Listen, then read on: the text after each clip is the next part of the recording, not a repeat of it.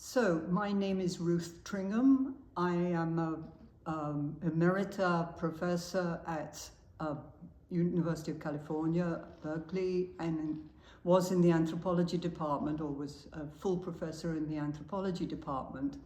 And I retired in 2011 at the same time as Meg Conkey retired. We retired together.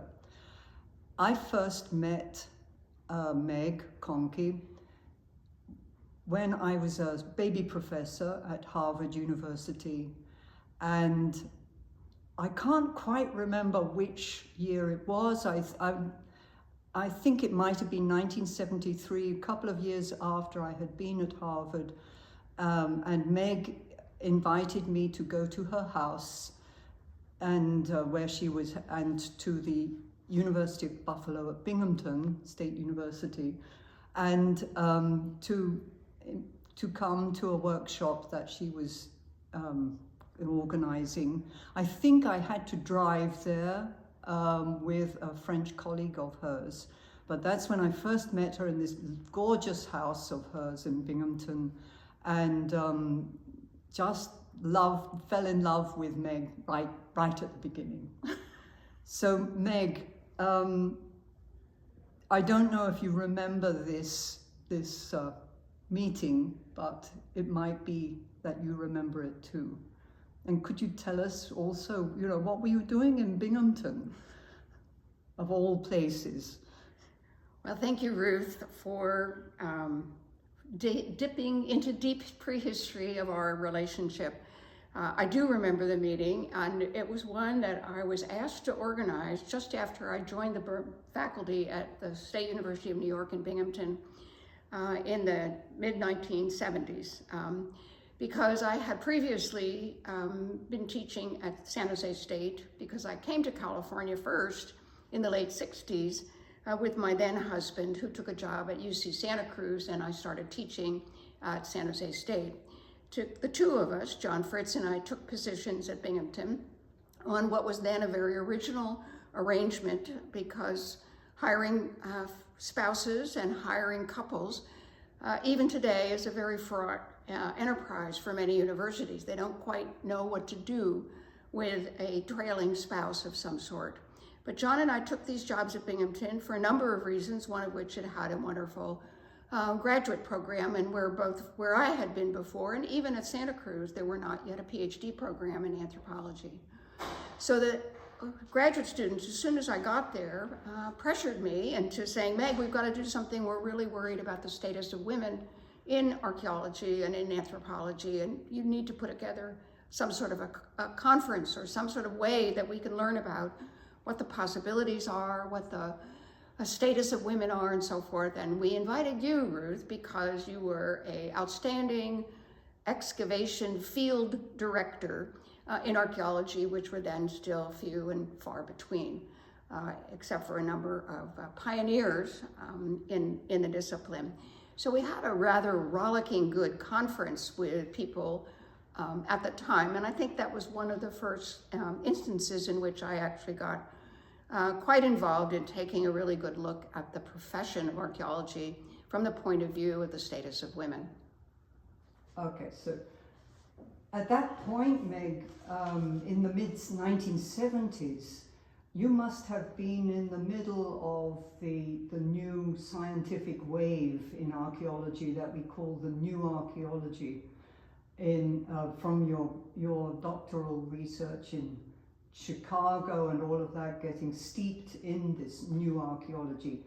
And yet you were a little different in that you were dealing with European or Old World archaeology in terms of the Pleistocene and Paleolithic hunter-gatherers. Can you tell us a little more whether you were really in the middle of it, or whether you were somehow moving beyond that? Well, that's a great question, because at the University of Chicago, when I was in graduate school in the mid to late 1960s, with a number of people and other colleagues, all men it seems, who were very involved and central to the discussions of this movement that became called the New Archaeology, which took a very explicitly scientific approach and delved a lot into the philosophy of science and how we could explain things. And in fact, my husband at the time, John Fritz, was part of that very movement on explanation in archaeology. And of course, much of it was sponsored or sort of promoted by a very charismatic archaeologist by the name of Louis Binford, who had influenced a number of scholars who were very prominent in the dialogue, no matter where they worked in the world. However, my interest always had been in some of the kinds of things that were really on the side of what the new archaeologists were looking at. They were primarily interested in a systems approach, subsistence systems, what people ate, resource acquisition, and some economic factors like that. But I had been a double major in college at Mount Holyoke College in both ancient history and ancient art history. And then I did my master's thesis on sort of how we can interpret this whole phenomenon that we call Paleolithic art, which is the images and paintings and so forth that were made in caves by people during the Ice Age, during the Paleolithic, as we call it. And so I already had a little sort of a side aspect to what I was doing, because certainly making inferences about symbolism or ritual or art or whatever was really sort of at the sidelines of the new archaeology at the time. But one of the kinds of things that Binford had argued for that I was very interested in and did influence my work and still does is to try to understand what we might call the social geography of people, no matter where they were. How are they related to each other? How did they make contact? What kind of social networks existed? And although the variation in material culture that we found as archaeologists and the implications or inferences we could make about social networks were not something people were taking up too much, but that's the direction that I went. And actually, unbeknownst to me, there was a little corner of some of the new archaeologists who were interested in the very popular at that time structural approaches. That is to looking, this of course was influenced by the great anthropologist Claude Lévi-Strauss, and people were interested in inquiring into the underlying structures of human behavior and human life. And so I carried out a structural analysis of engraved bones and antlers from the Magdalenian period, as we call it, in northern Spain about 15,000 years ago. And so I was already looking at this kind of thing called the social geography, which I've always been interested in ever since. And it was that kind of work that you were doing which made you such an exciting and attractive possibility for perhaps working together by that time, when in the 80s, when I had moved to Berkeley. And I was just thrilled when we started to look for an archaeologist to replace Glyn Isaac, who had left Berkeley for Harvard, and I meanwhile had been hired by Harvard not to replace Glyn Isaac. I was hired in 1978, but by the mid-80s we were looking for somebody to fill that archaeology position, and Jim Dietz, who was also there and very interested in the structural aspects of archaeology. I was interested in your whole social geography aspects, and we just were very interested in putting you forward. But unfortunately, it was very difficult to prove that you were a real archaeologist. For some reason, the fact that you did not have an excavation going on at that time made it just almost a huge barrier to be able to hire you as an archaeologist. Well, she's not a real archaeologist, she doesn't excavate. So, but you knew about obviously the Berkeley department at that time, and you must have known that we were looking, that some of us were looking to hire you. And I'm just wondering, what were your thoughts about returning to California possibly at that time? Because you were no stranger, as we've heard, Right. to the sort of transcontinental relationships. Oh yes, well, I had known, being in Santa Cruz, living in Santa Cruz, based in Santa Cruz, although I started teaching at San Jose State, first in the anthropology department and then in environmental studies, which was the first time that environmental studies was really being developed in the 1970s in regard to the Earth Day and many of the environmental movements. And they were looking at San Jose State for somebody who could teach about the human relationship to their environment in a long-term perspective. One of the wonderful things about being in the Greater Bay Area in the late 60s and early 1970s, including with the archaeologists at Berkeley before you came, Ruth, was that there was a gathering, and this is Glyn Isaac, who is probably one of the most interesting and important archaeologists actually in my life. I really consider Glyn to have been a mentor.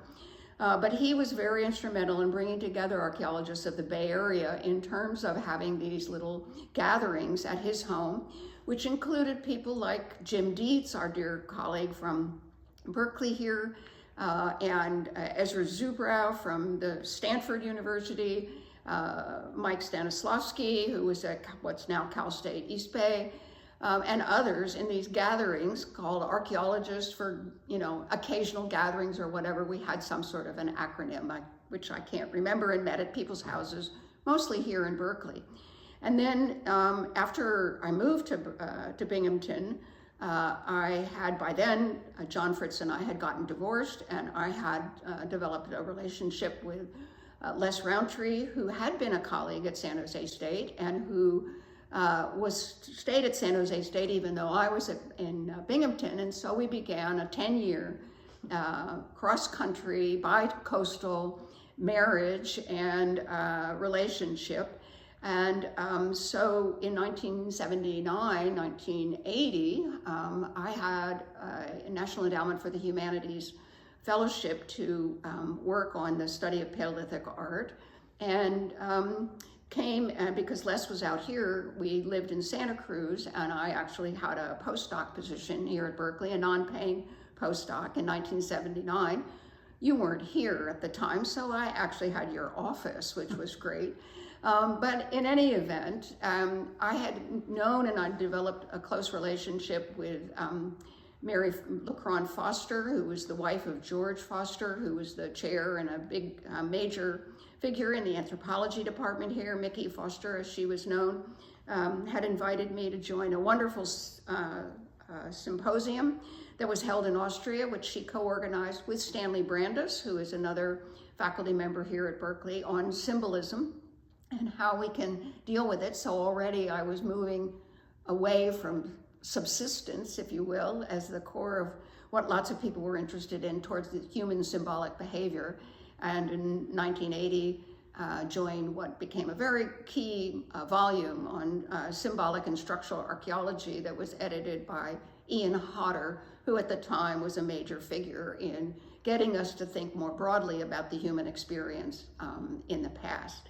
So I did know who you were. I was invited in 1986 to come and be an actual visiting faculty member, which of course was wonderful. And then it was in the fall of 1986 when you advertised again for a position in anthropology. But I have to say, I've recently been going through the boxes of my materials, my files that I did keep, that I didn't throw away immediately when I moved out of my large office on campus. And I have found some things that, of course, I completely forgot about, some papers and books that we were going to write, and a book. I was going to co-edit a book with Glyn Isaac and Steve Brandt, I believe. So there were a lot of things in there I forgot, but I saw, actually, that I had, first of all, applied for the job that you got in 1978. And then I was invited to apply in 1985, and I turned it down. And I said I had a commitment to the program at Binghamton, and that we were developing and we were going to improve our graduate program and everything. And I can tell myself, I can't believe I actually turned down the opportunity to apply. But then in '86, you all invited me to apply again, and it was after I had been here as a visitor, And I decided, and of course it was crucial, not only because I knew you all and I had worked with you and found wonderful colleagues and collegiality, but it was also very handy, so to speak, in terms of a resolution to my cross-country marriage. And at the time, I had a daughter from my marriage with John Fritz. Les had a daughter from his previous marriage, and both the girls decided they were, going to be sisters and they were going to be together. And so really my decision was, as we would now say, was a decision that was as much from the heart as it was from the sort of objective notions of why you would change and come to a place like Berkeley. So I was really surprised to see that I had applied, and I think I've shredded all those documents now, but now I remember them. That's fantastic. I did not know that you applied for the job when I got it. I didn't know who had applied. I had no idea. It was one of those things rebounding off the Harvard, now time to go sort of thing. But anyway, in 1987, when we did the whole voting, we finally made it to be able to hire you. It was such a relief, perhaps for all of us, but it was the start of an amazing reinvigoration of the Department of Anthropology. You made such a difference, and along with Kent Lightfoot, who we hired at the same time, it was like it became a new department, not so much a department of anthropology, but a new group of archaeology. It was a new sub-discipline or whatever within anthropology of archaeology. It was and it was reinvigorating for me in terms of my interest in archaeology, but that came from another source. The year after we hired you, and we were already teaching together and so on, you organized the conference that we call the Wedge Conference in 1988 in the spring. And that was a huge change for me. You saved my life, sort of thing. And it wasn't exactly like that, but that made such a difference. And I know it was an important step for you as well. Well, the Wedge, this was the name of a plantation in South Carolina, which hosted conferences. And and I don't think my concerns, my interests, and even my publications in aspects of feminist and gender archaeology were really on the table when I was hired at Berkeley. I think it was my work as an archaeologist of deep time, of the Paleolithic, even though, as an aside, I'll say there were a lot of faculty here, especially in the anthropology department, who were not extremely happy that I was hired because they had hope for a different kind of archaeologist of the Paleolithic, and we'll just leave it at that. But everybody has their moments when they realize that they weren't somebody else's first choice for a job. But anyway, I had done some work starting actually, and again, going through papers, I realized that even in early 1972, I taught a course at San Jose State called Men and Women in Evolutionary Perspective. And I had served not just on, but as the chair of the American Anthropological Association's Committee on the Status of Women in Anthropology. So I had been doing some work in the area of the status of women and the understanding of women's roles in prehistoric societies. And I had then published a paper that many people have termed to be a pioneering, sort of a path-breaking paper with Janet Spector from the University of Minnesota called Archaeology and the Study of Gender. And for many people, this was a wake-up call that, wait a minute, we had not been paying attention to women, that in fact we were attributing all of the great things that ever happened to men and so forth. And so as a result of that 1984 paper with Janet Spector, I had struck up a collegial relationship with another archaeologist, Joan Jarrow, who, and she and I decided at the urging of a publisher that we should put out a book about this topic. And we said, put out a book, an edited book? How can we do that? there are no publications. It's not like we could go and say, oh, we'll take this paper, we'll ask this scholar or whatever. So Joan and I decided to try to organize a conference for which we got funding, both from the National Science Foundation and the Wenner-Gren Foundation for Anthropological Research, and to put on a conference. And the point of the conference was to ask people to take their subject matter that they really knew well. And for you, for example, it was architecture. For somebody else, it was ceramics. For somebody else, it was paleo, ethnobotany, plant remains. And think it through again from the point of view of females, women, a feminist perspective. And most people, maybe not as radically as you, felt, oh my gosh, I have no idea what to say. So quite a few people did, but we managed to have this path-breaking conference, which then produced an edited volume called Engendering Archaeology, not, as one of my French colleagues called it, endangering archaeology, but engendering archaeology, and which also has been considered to be a very major contribution to the development and the expansion of what is today a thriving field of the folks who are interested in gender, in women, and in the feminist practice of archaeology. So, you know, you were part of that, and I did, as you once said, drag you kicking and screaming into this conference, but I think it was an important one for changing the field. And as with everything that, you know, we've done on that field, in that field, and so forth, it's been a collaboration. There are so many people, so many other scholars who've been a part of it, that it's really, to me, a testimony of the kind of collaborative work that characterizes archaeology and that's necessary for archaeology.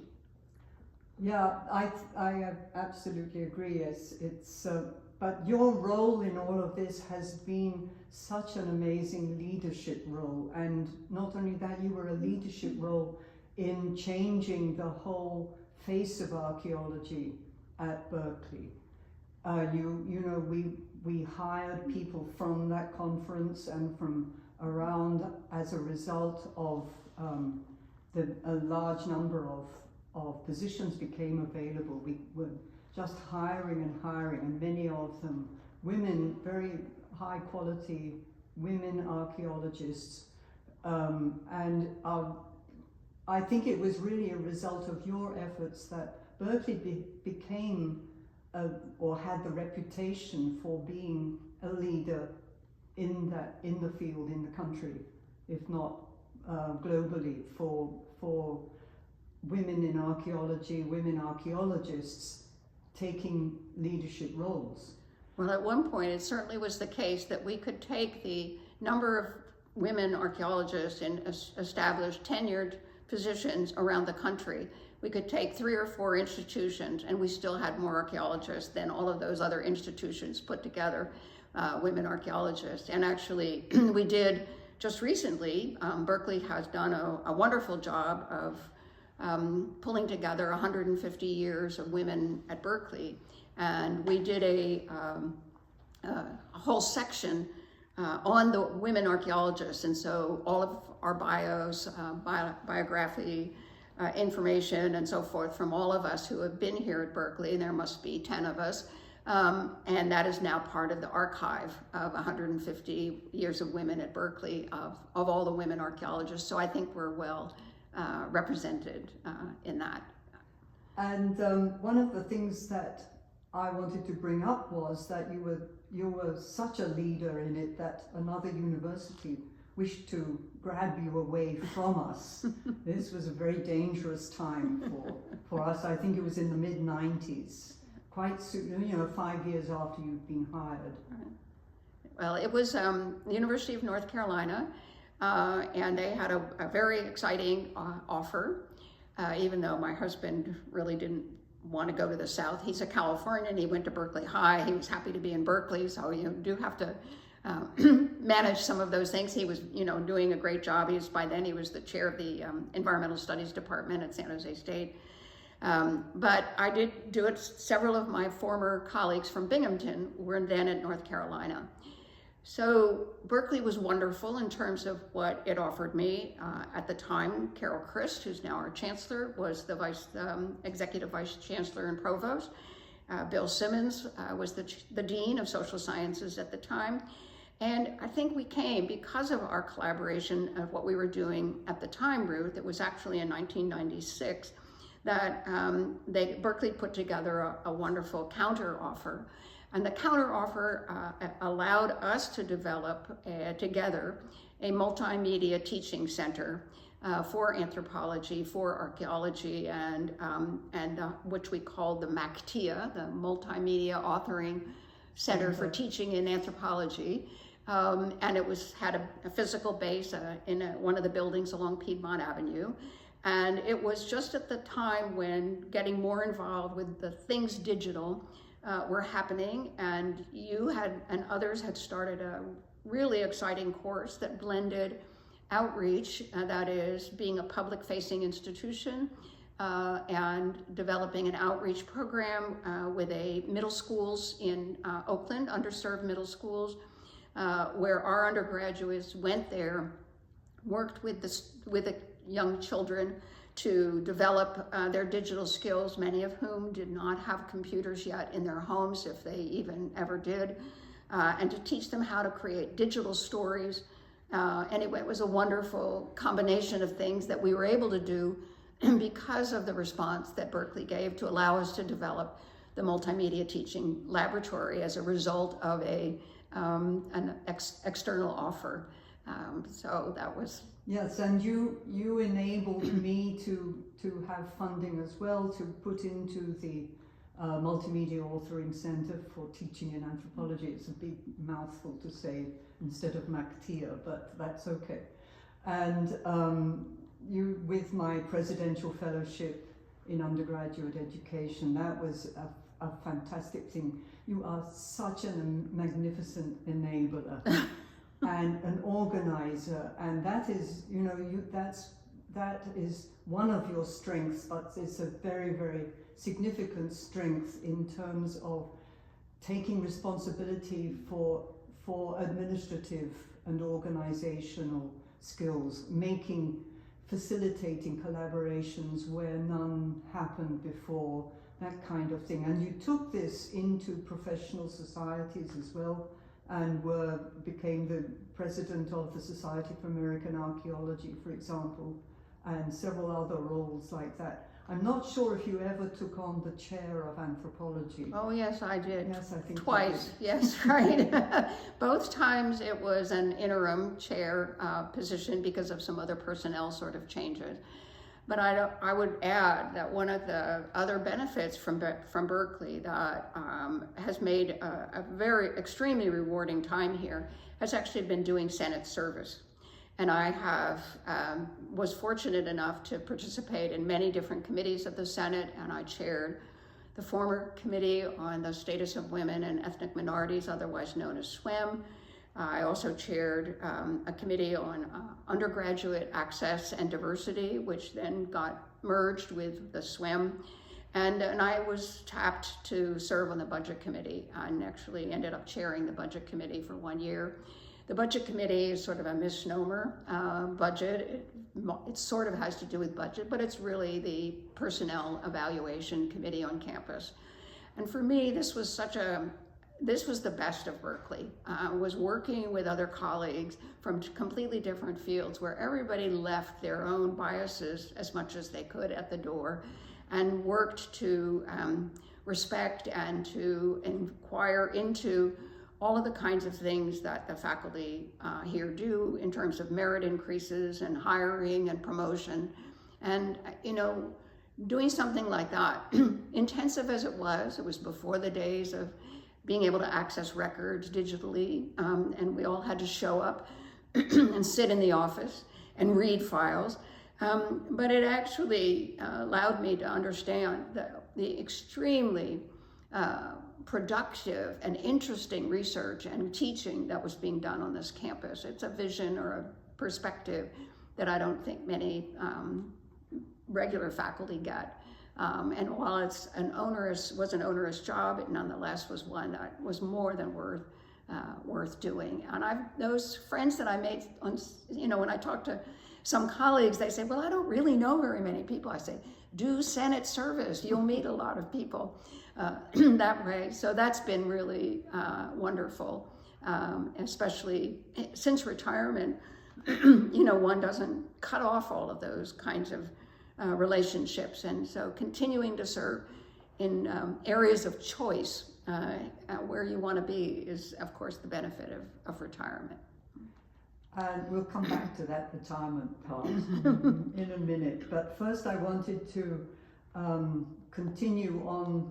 I also want to come back to the MacTIA, but first I want to talk a little about how you led the archaeology group into some directions which again were innovative and made Berkeley again have a leadership role in the archaeology groups or archaeology in North America.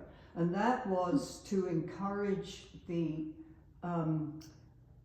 indigenous people from indigenous backgrounds or less likely backgrounds to apply to archaeology in graduate school or as undergraduates.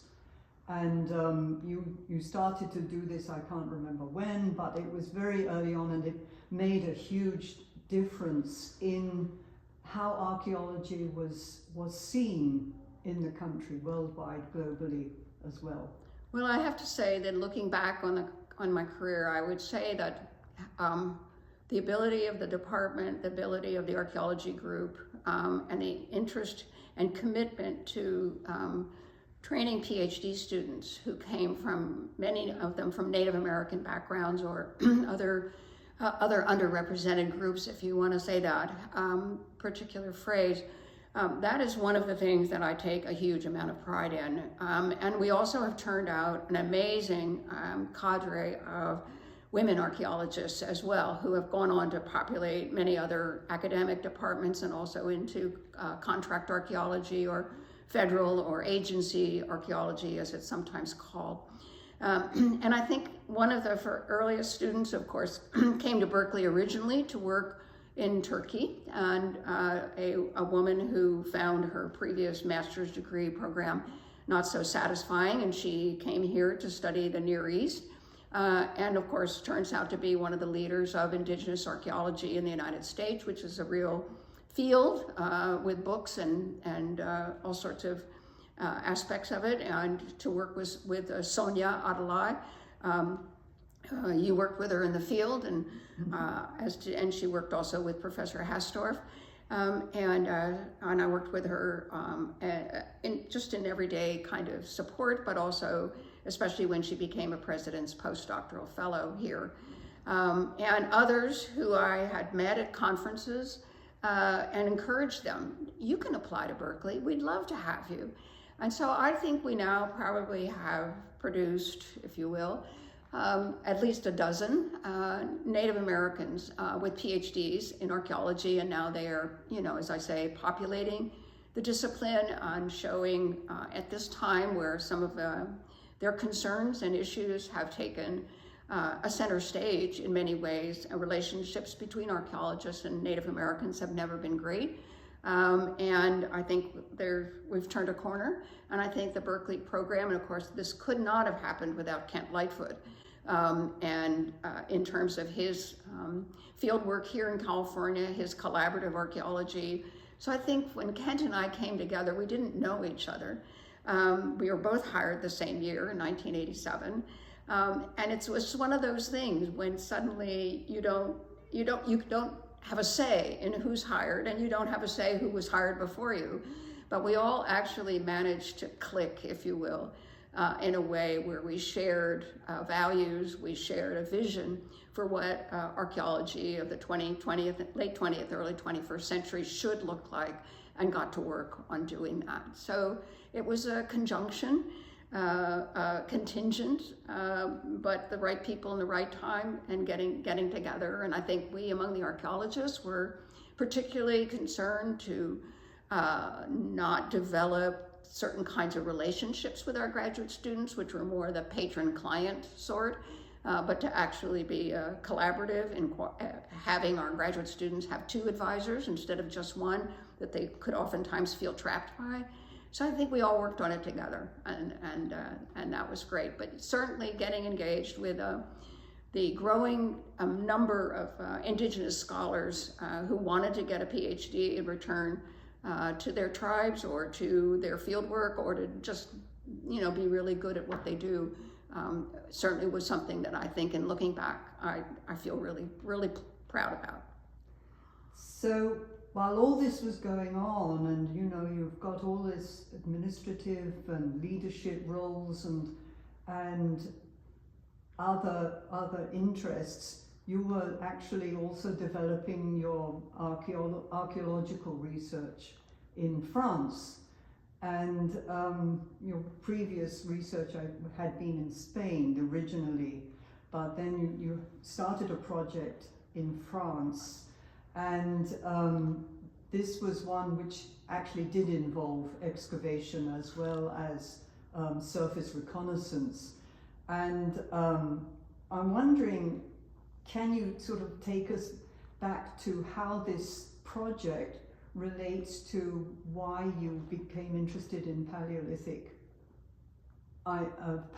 studies? Was it just the art aspect, or was there something else?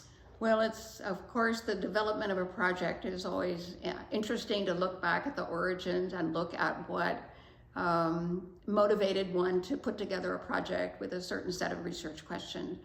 And again, mine relates to recognizing the role of my relationship with my husband, and also looking at the fact that, and this was, we started this project while we were still commuting, which was the idea that both of us had skills. He was a geographer and a landscape geographer, and had done his research in the mountainous areas of Austria for his dissertation.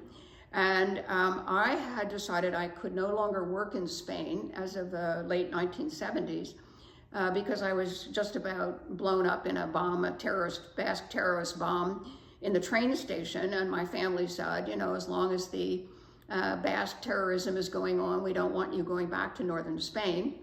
So I said, okay, I'll just jump over the border and into an area where there had not been a lot of research on the part of either international or French scholars. It was kind of a marginal area, and this is the foothills of the Pyrenees, where there was definite evidence of there was cave painting even, but there was definite evidence of a late Paleolithic time period, the area that I was interested in, dealing with modern humans, anatomically modern humans, Homo sapiens sapiens. And so when in the late 80s, before I came to Berkeley, Les and I started exploring the idea of a project together that would blend his interest in landscape archaeology and my question, which was again more about how can we know more about the social lives of the people who did paint in the caves. I just really wanted to get engaged with what was the landscape of their lives that would have them going into caves. We know, and we knew at the time, that they weren't really living in caves, despite the caveman sort of stereotype. Yes, they did live in some caves, and this was preferred by archaeologists because the cave sediments are alkaline and things preserve, and the cave is well defined in terms of a space. So between Les and I, we developed the idea that maybe it would be interesting to figure out what was going on between the caves. And so we developed this project, which went on for 15 years or almost 20 years, called Between the Caves, which involved this open air landscape survey, which my French colleagues thought was totally nuts.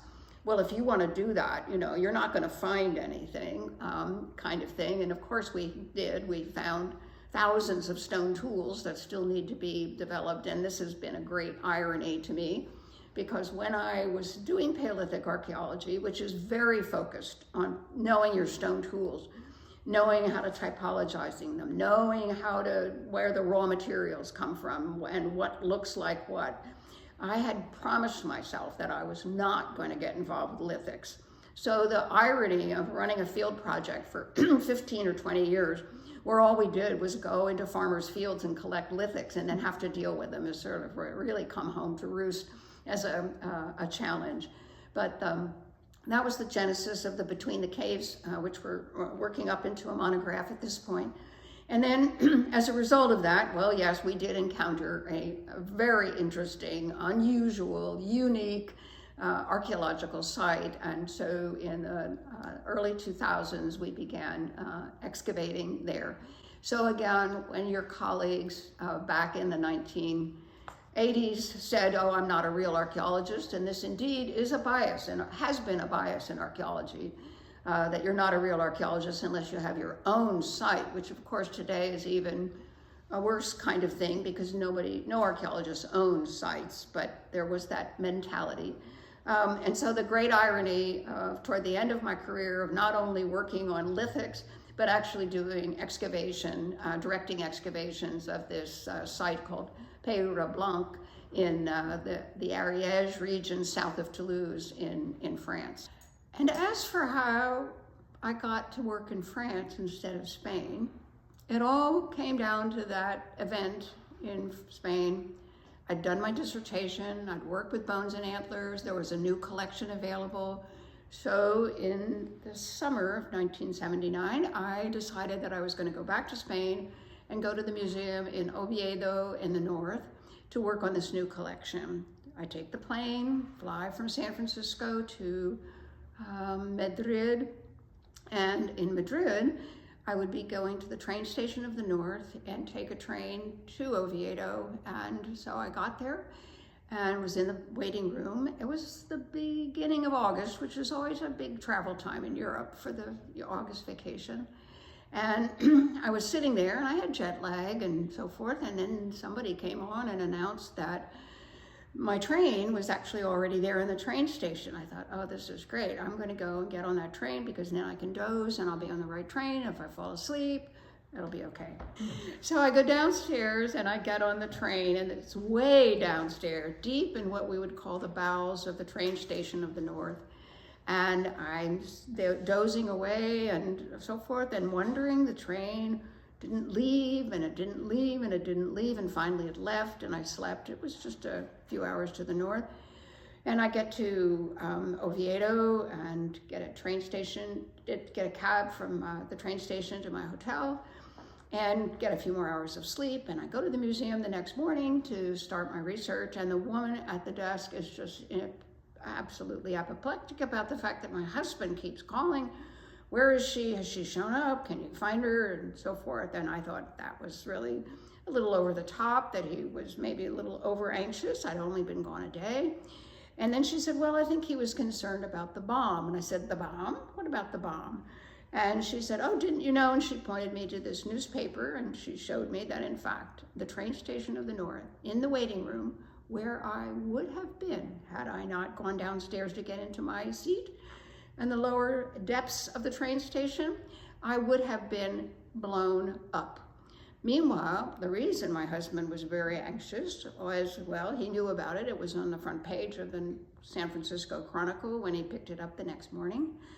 And he decided to call the State Department to see if he could get any news. He called the State Department, and they very matter-of-factly said, well, if you have any idea about her jewelry, we have a lot of arms and legs, and we might be able to identify her by her rings, which understandably really upset my husband. I was amazed at the serendipity of having gone downstairs and sat in the basement while this whole thing transpired. Needless to say, my family said, no more research in Spain, Mom, until that Basque terrorism is over. And thus I fled over the Pyrenees and have continued to work in the wonderful part of the Ariège in the southern part of France to this day. Fantastic. So we were teaching together and would bring in our own research as case studies of teaching. And one of the things that we used the Multimedia Authoring Center for Teaching in Archaeology was to teach regular courses like European prehistory or other kinds of courses through media-rich sources and presentations of the data in different ways, or interpretations in different ways. And the courses that we taught there that was the idea, that they would be regular archaeology courses, but taught in a different way, in a studio way. And we had various colleagues who did that. I did a lot of them, but you, Meg, never did one, and I'm wondering, that's always been a question, and I thought, oh, I'm going to pitch this one to her and see how she answers. I've never asked you that before.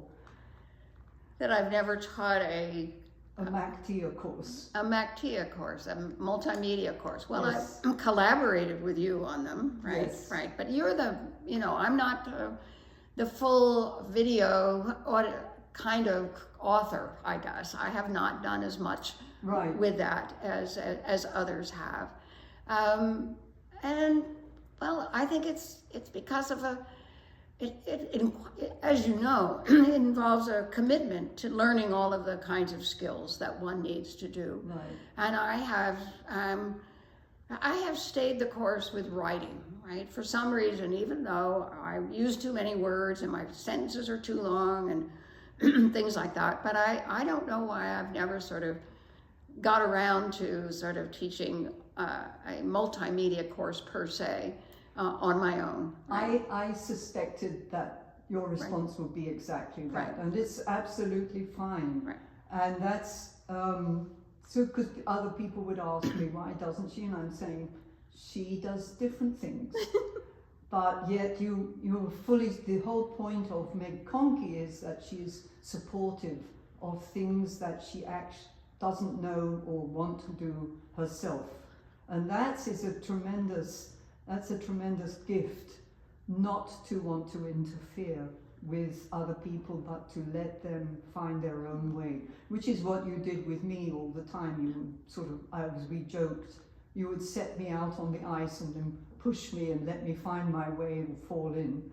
And so I would start things like digital teaching digitally and so on.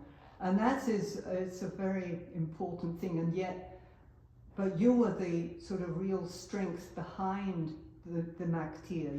You were the one who arranged the funding, and you had it has your what's it called, the title of it, the full title of the MacTIA was the Class of 1960. Right. Right. Yes. Right. which was your Yeah, and I'd like to give credit to the class of 1960, which had begun. I was awarded their chair. I mean, one of our chancellors had at some point decided that it would be a great way to raise money for endowed chairs was to contact different classes, and as they celebrated their 50th reunions or whatever, that they would endow a chair. The class of 60 did so, but they hadn't appointed anybody, the class of 60 chair. And then when I got the offer to go someplace else, this was part of what Berkeley gave in return. And they also allowed me to hold that chair for quite a long time. And the class of 1960, which I had quite a lot of communication with, my husband actually, had he stayed at Cal, which he didn't, when he did attend Berkeley, he would have been in the class of 61. But he knew a lot of the people in the class of 1960. And so it was, really an interesting reconnection. But their idea was, when they were here in the late 50s and graduated in 1960, they felt that Berkeley was primarily a research university, and they did not think that undergraduate education was something that was being paid too much attention to. And they wanted to give their money to somebody who would do something with it to support and promote undergraduate education. And even today, I mean, of course, members of that class who I've stayed in touch with comment on the amazing development of attention to undergraduate education that Berkeley has done in the last 40, 50 years. The number of courses and support and teaching and learning centers, and I mean, and then of course there's been a number of other chairs that have been dedicated to this. In fact, I think the class of 1961 also endowed a chair, but again, hoping that the recipient of that chair would be developing and working on primarily reaching out to undergraduates. So the class of 1960 was instrumental in helping to continue to fund the Multimedia Authoring Center, and it also helped fund bringing a number of undergraduates to the field with me in France, so that we were able to really reach down. And of course, the other thing that most of us who've ever enjoyed it have at Berkeley that has been really instrumental in getting research done has been the undergraduate research apprentice program, which really allows students to see that research and teaching here at Berkeley are not separate, but they are actually integrative. And so great thanks to the class of 60, great thanks to the chancellor and the dean at the time of my retention that I was able to hold that chair and make contact with a lot of Cal alumni who of course are moving on their way along the lifeline, and we just need to be grateful to them for that. So we did a lot of teaching together, and it was always a joyful thing. At first, teaching jointly in classes had not been really thought of as a legitimate way of teaching, and you didn't get equal evaluation or equal, not pay, but credit, yes, equal credit for teaching two people at the same time. But because often when people taught together, it would be like a one and then the other type of teaching, whereas we always made sure that we were right there, present throughout the course together. And that was, for me, one of the best ways of teaching, and we developed this pedagogical system of getting the students to really participate by really doing their own research. We bring our research into the teaching, but we would get them to be responsible for their own learning and their own teaching, which was excellent. And one of actually, I think the first course we taught together was on the goddess and archaeology. And this was this whole response that when you teach about the feminist practice of archaeology, people think that you will be automatically supportive of the idea of the goddess civilizations, or goddess worship as being supported by archaeology. And we were actually quite critical of that, and then were asked to write some articles about that. I didn't want to spend too much time on the goddess, because I know that neither of you or I have spend a lot of time with it. But I just wondered if you would like to say anything about it. I think the fun thing about working together and having the flexibility for teaching here at Berkeley has led us to having some innovative courses, such as the course on archaeology and the goddess, who is a notion about figurines and the power of women and the matriarchal societies that might have existed in sort of the Neolithic period of European prehistory. But I was able to teach a wonderful course on life in Ice Age Europe through fiction, where we read fictional stories about the past and compared them to the archaeological data. But all of those courses also had another element, as you mentioned, with the pedagogy, which was our development of teaching and having the students participate in panels, and that they would take their own research topic and they would work together as a small group. And that whole notion of sort of project-based teaching, which we started in probably 1990, is something that has become much more important these days, instead of what we call the banker's model, where you just deposit knowledge in the students and then you withdraw that knowledge on a test. But basically having these project-based, learning-based groups of students, really pedagogically was very much in line with the feminist practices and philosophies, but also I think the students gained a great deal from having to do their own research in their own small groups. So that was really one of the, no matter what we taught, we were using the exactly. panel. And right. that was at the heart of the MACTIA Right, yeah. courses. Sorry about the acronym, but Right. can't do it in. But, and then when we decided to retire, we decided to retire together in, and it was going to be in June 2011. But that last spring semester, we just taught courses together. Right. Those we had a kind of, and one was one was on cultural heritage, and the other was on the Muse, archaeology and the Muse. We said, let's just teach whatever we want, and we did, and it was great. So, and since we've been retired, I could ask you, what was the background? How was it that we decided to retire at that point?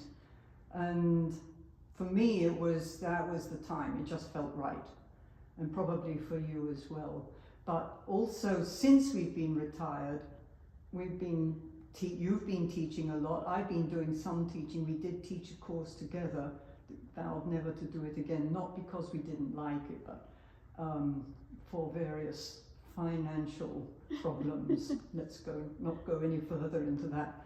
But so you have been tremendously active still in helping with the administration aspects of the university with that kind of support. And you've been teaching a seminar course, freshman seminar course regularly. And so it's not that, and you're still doing research. So we are still, and I'm just as bad or good.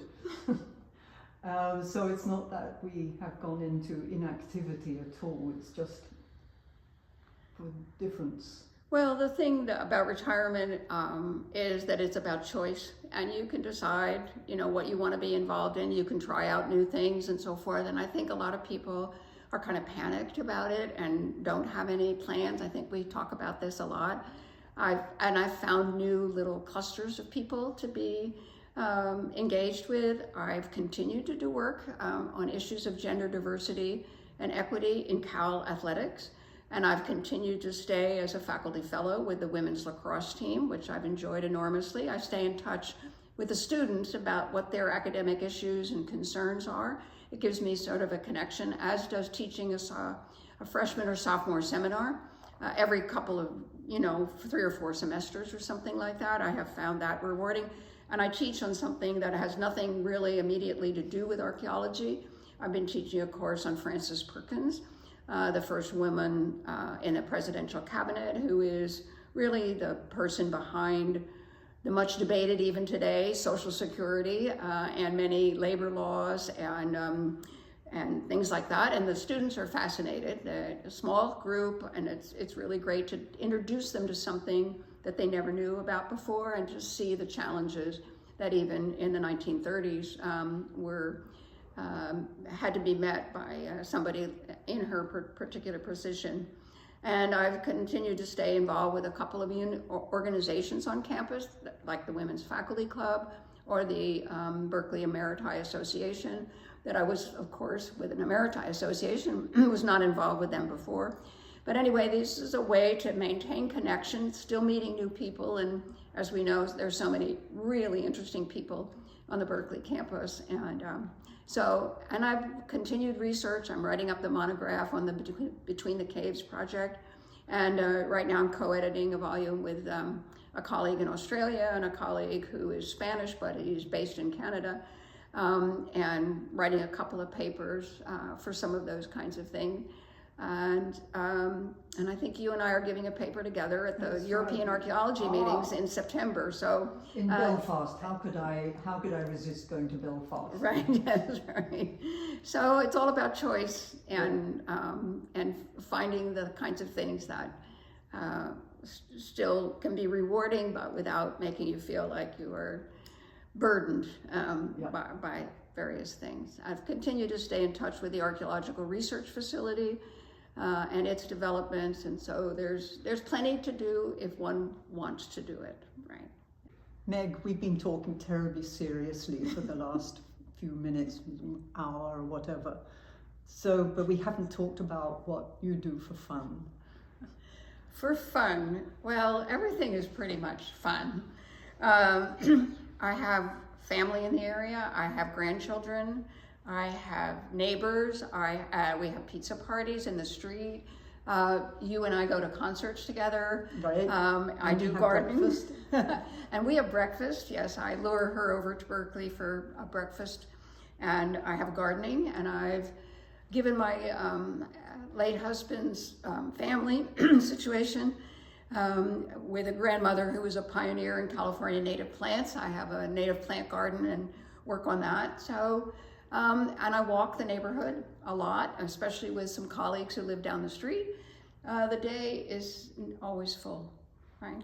Thank you very much. Thank you so much, Meg, for your patience. Well, thanks for the with great questions, with right? with the interview. This was great. Right.